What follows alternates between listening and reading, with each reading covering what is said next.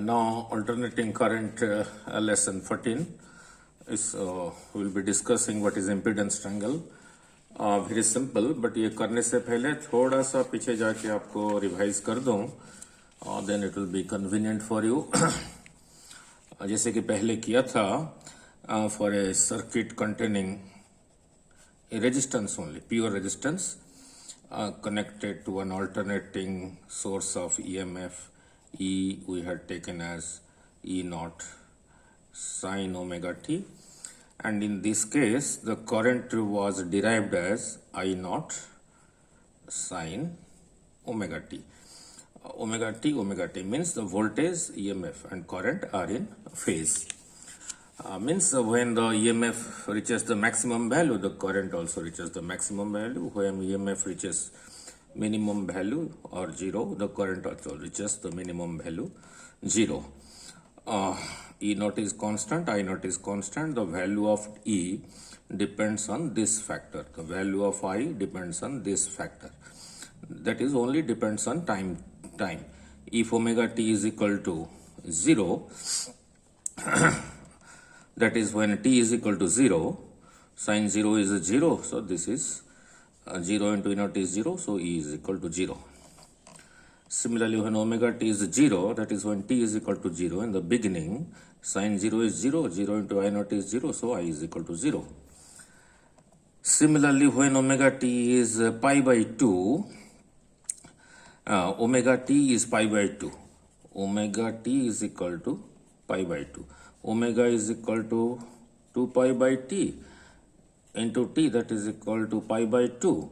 So, so pi cancels. So your t will be 2, t comes to this side, 2 comes to at t by 4 at this time. Means this was your t, from here to here is t, 1/4 of that. 4 parts, 1 part, 2 part, 3 part, 4 part, means here at t by 4, this factor becomes pi by 2, sine pi by 2, sine 90 is 1 is the maximum value of sine into E naught is maximum. So at this E naught is maximum. Similarly, this is also maximum at this time. So that is what we had done in AC circuit containing resistance only. And similarly, when a AC circuit containing an inductance, pure inductor, was connected to EMF E naught, E is equal to E naught sine omega t. Our I had come out to be I naught sine omega t minus pi by 2. The current is lagging behind the EMF. This current I is lagging behind the EMF by pi by 2. Minus means lagging behind. Sine omega t, this is the negative term. Current is lagging behind, or same thing as EMF is ahead of current. That is what you can say. Either this is lagging behind, or the same thing you can say the EMF is ahead of. And similarly, a circuit containing a pure capacitor, when it was connected across an alternating source of EMF, E was equal to E naught sine omega t. For this case, our current was derived as I naught sine omega t plus pi by 2. Means the current is ahead of the EMF by pi by 2 because it is plus. This is more than this by plus pi by 2. So the current is ahead of the EMF. Or you can say the EMF is lagging behind the current by pi by 2, one and the same thing. So now let us come back. This is your previous explanation. Now come back to impedance triangle. Very simple. So these days the videos are getting longer because I have to explain you more because it's a tricky chapter. So what is impedance triangle? It is a triangle, of course a triangle, and what the different sides represent, the 3 sides of the triangle. It is a right angle triangle. It will be a right angle triangle like this, and what this side will represent, what this side will represent, and what this diagonal will represent for a RLC circuit, that we are going to discuss. In AC alternating current lesson 13, we learned about the series LCR circuit. It had three elements: a resistance, an inductor, and a capacitance. This was opposing, this was also opposing, this was also opposing, and together they were opposing. So the combined resistance offered by this, and this when in series was represented as Z, and it was called the impedance. And this is what we had derived. Z was equal to R square plus XL minus XC square, square root of that, where your XL was equal to omega L, that is the resistance or reactance offered by a coil. XC was equal to 1 by omega C. This was the resistance, or you call it reactance, offered by a capacitor in AC circuit. Omega is 2 pi nu L, and omega is 2 pi nu C. So look here, nu is multiplied. So if frequency of the AC supply, AC voltage increases, this increases, means this increases. If a frequency decreases, this decreases, then this decreases, that is the resistance offered by the inductor decreases. Similarly, for a capacitor, this nu term, frequency term is in the denominator. This is a fraction. So if nu increases, so this value becomes less, that is this value becomes less, that is this value becomes less, means the resistance offered by the capacitor becomes less. If nu is more, this by is less, this is less, so this is less, that is the resistance offered by the capacitor is less. Now if nu is less, if this is less, the value of the fraction becomes more, so this is more, so this is more. So resistance offered by the capacitor becomes more, right? This is the resistance offered by the capacitor. This to be more, this has to be more. When this will be more? When the nu is equal to less. So that is how it is. And this resistance, ohmic resistance, this does not depend on frequency. So this is what we had derived. Now squaring both the sides, so we get squaring Z square is equal to this. Now this is nothing but Pythagoras theorem. So this can be represented by the three sides of a triangle. Now, so before I represent, let me explain each part of it. R is the rho L over A, which I did in current electricity, specific resistance, length of the conductor, area of cross section. If length of the conductor increases, resistance of the conductor, the ohmic resistance increases. If L decreases, this decreases. If A decreases, this is a fraction. If A decreases, area of cross section, means if you take a thin wire, this is less, so its resistance is more. If you take a thick wire, means A is more, so the fractional value is less, so R is equal to less. And this is another further derivation that I had did in current electricity, resistance of a conductor, mass of the electron, length of the conductor, number of electrons per unit volume, charge of electron, area of cross section, relaxation time.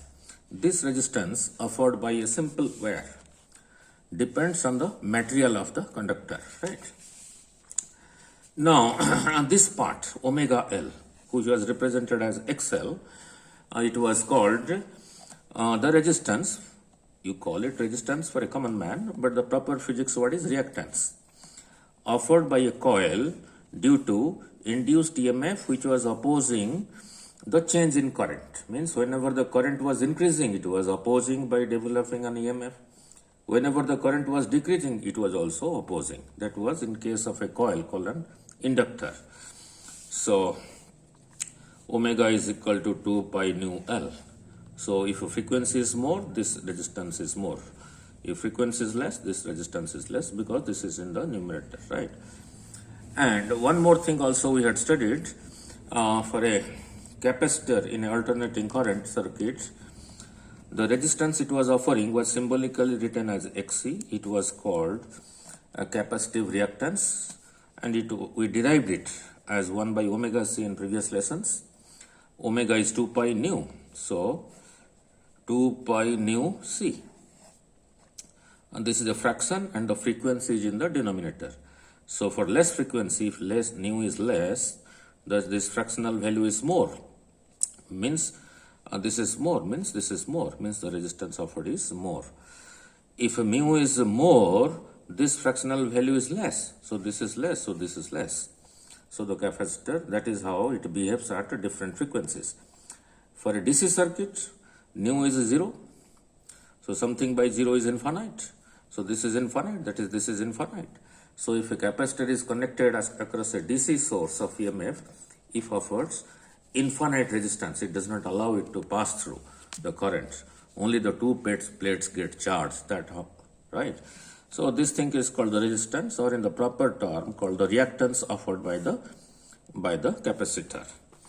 And when all three of them are there in a series circuit, the total resistance offered is called Z, and the name for that was called impedance. Impede means to push back. That is same thing as resistance. The total resistance is represented as Z, which I showed you how they are related. Z square is R square plus XL minus XC square. This is Pythagoras theorem. So the sides can be represented by, the three sides can be represented by one side by this, one side by this, and one side by this. And that's such a triangle. So this is Pythagoras theorem. So one side can be represented by J, one side can be represented by R, one side can be represented by XL minus XC. That right angle triangle will be called the impedance triangle. So that is what I am showing here. So this is your impedance triangle. Now square of this plus square of this will be square of Z. So this angle is phi. Now this side OA represents the ohmic resistance R, means the value of R. This side AK, from A to K, represents the reactance XL minus XC, that is the resistance offered by the combination of the inductor and the capacitor. And this Z, that is from O to K, is your Z. It represents your total resistance, that is called impedance. Now you might ask, sir, why this is R and why this is XL minus XC? Why can't it be like this? Why can't it be like this? Why can't it be like this? This is R, this is XL minus XC, and this is Z. This also satisfies the same relation. Z square is equal to R square plus XL minus XC square. But no. Now, because I will explain it right now. So that is what I am asking. You may ask, sir, why OA is equal to the R and AK is equal to XL minus XC? Why not OA is equal to XL minus XC and AK is equal to R? That is the question mark, right? I will explain. And the tan phi, from tan phi here, tan phi will be perpendicular over base. So this divided by this. So your tan phi is XL minus XC over R. And this phi is the phase angle between the EMF which was leading the current. Now let us come back to why this is R and this is XL minus XC, not the other way. Why this is not XL minus XC and this is R. So for that we have to go to the previous lessons diagram, this diagram. You are not required to do this diagram in this lecture. You are only required, if you are asked to write what is impedance triangle in your board examination or school examination, you have to write these black parts only, these black parts. The red part I just for your explanation. You have to only write these things. I am explaining it here about that triangle. Let me enlarge it. Now, in a series LCR circuit,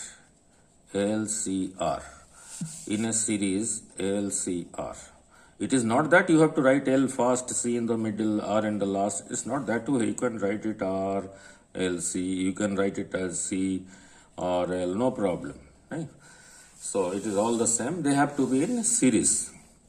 So since they are in series, the same current, the same maximum value of the current passes through, and for the resistance we had derived previously. The current and the voltage are in phase, means they are in the same direction for this. And for an inductor we had derived previously, the current was lagging behind. That is same thing was EMF was ahead of, or the voltage. For all the three, for this and this, current is in the same direction. Current is in the same direction. I. A same value of maximum I, right? Now, for this we had derived the voltage and the current, they were in phase. Means whenever the voltage was reaching maximum, the current is maximum. So for this, the resistance VR is this way. Now for the inductor, the current was lagging behind. That is same thing as saying the EMF was ahead of by pi by 2. So for this, the EMF or the voltage VL is pi by 2 to this side. Now for a capacitor, we had also derived the current was ahead of, that is same thing as the voltage is lagging behind. So the voltage across the capacitor from the direction of the current is lagging behind to this side by pi by 2. So if you superimpose these three things, if you superimpose this VR and this VL and this VC, you find this and this, they are in opposite direction. So what is the meaning? What is the combined effect of this and this? Three vectors. These three vectors, this and this, they are in opposite direction. If the value of this is more than this, then the resultant of VL and VC will be to this side. And with that, VR is to this side. So this is equal to your VL minus VC. So the resultant is, so now this is your resultant. So the resistance due to this and due to this, the resistance due to this, due to the inductor and due to the capacitor, the combined effect is to this side. So that is what I had explained here. This represents your VR. From here to here represents your VL. From here to here represents your VR, voltage across R.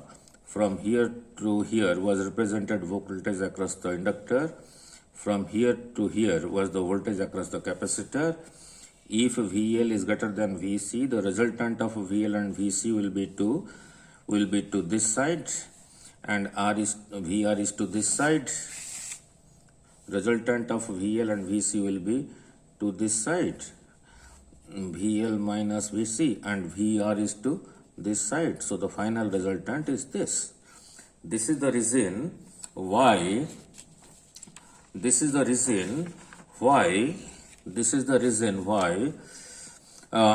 XL minus XC is this perpendicular one, not this one, not.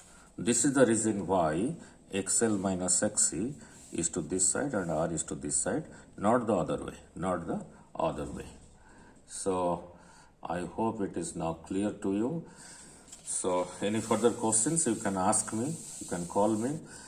So what you have to write is, if you get impedance triangle, you have to write this part, and also this part, including the triangle, but not all these things. This is for your understanding, which I explained. And as we go further into the chapter, we will study from this triangle that cos phi, which will be a cos base by hypotenuse, that will be equal to R by Z, will be called the power factor when you study power consumed in RLC circuit. Okay.